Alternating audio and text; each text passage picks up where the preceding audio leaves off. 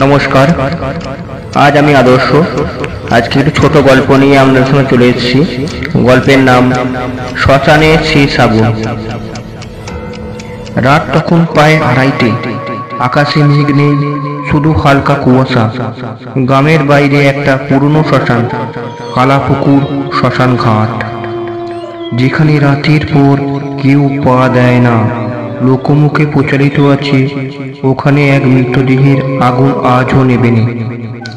রূপম সেই সব গল্পে বিশ্বাস করতো না।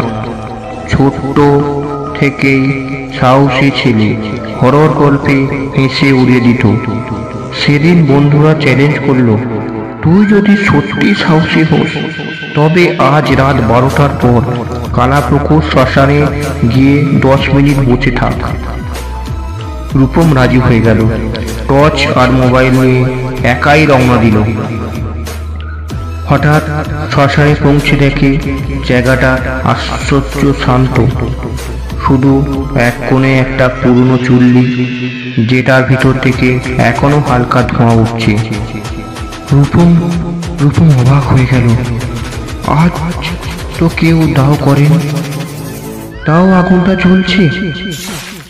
ও টর্চ জ্বালিয়ে ভালো করে দেখল। আগুনের মধ্যে থেকে একটা মুখ দেখা যাচ্ছে।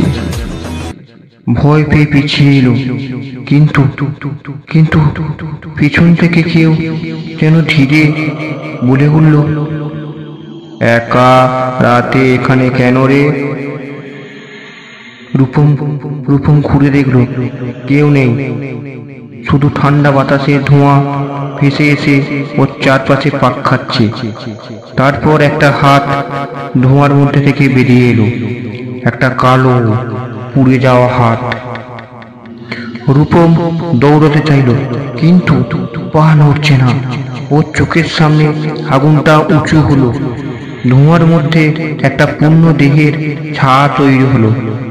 চোখ দুটো আগুনের মতো, মুখে বিকৃত হাসি। ওটা বলল, আমি শেষ রাতে পড়েছিলাম, কেউ ছাই তুলতে আসেনি, তুই এলি, এখন তুইও থাকবি। রূপমের চিৎকার রাতে মিলিয়ে গেল শ্মশানের ধোঁয়ায়। রূপমের চিৎকার রাতে মিলিয়ে গেল শ্মশানের ধোঁয়ায়। পরের দিন সকালে ওর বন্ধুদের ফোন বন্ধ, কেউ খোঁজ পায়নি। শুধু শ্মশানের চুল্লিতে একটা নতুন জ্বলা কাঠের টুকরো আর পাশে মোবাইল স্ক্রিন। তাতে শেষ রেকর্ডিং।